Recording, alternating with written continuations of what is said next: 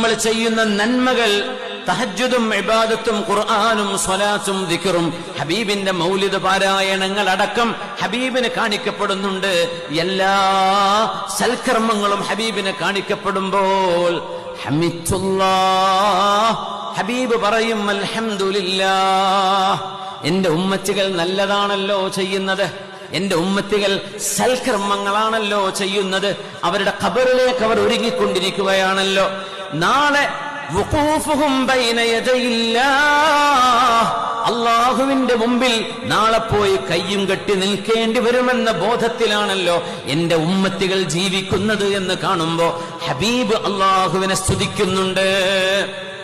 പിന്നെ പറഞ്ഞു വമാ റഅയ്തു ഗൈറ ദാലിക്, ഹബീബാ നബി തങ്ങൾക്ക് വേദനയുണ്ടാകുന്ന വിഷയമാണത്.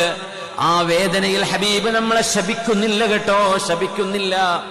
ഹബീബ് ഒരിക്കലും നമുക്കെതിരെ ദുആ ചെയ്യുന്ന പോലുമില്ല. ഹബീബ് പറയാണ്, നിങ്ങൾ ചെയ്യുന്ന കർമ്മങ്ങൾ എന്റെ വഫാത്തിന് ശേഷം എനിക്ക് കാണിക്കപ്പെടുന്നത്. അങ്ങനെ തന്നെ മനസ്സിലാക്കുക, അതാണ് ഹദീസ്. വമാ റഅയ്തു ഗൈറ ദാലിക്, നിങ്ങൾ ചെയ്യുന്ന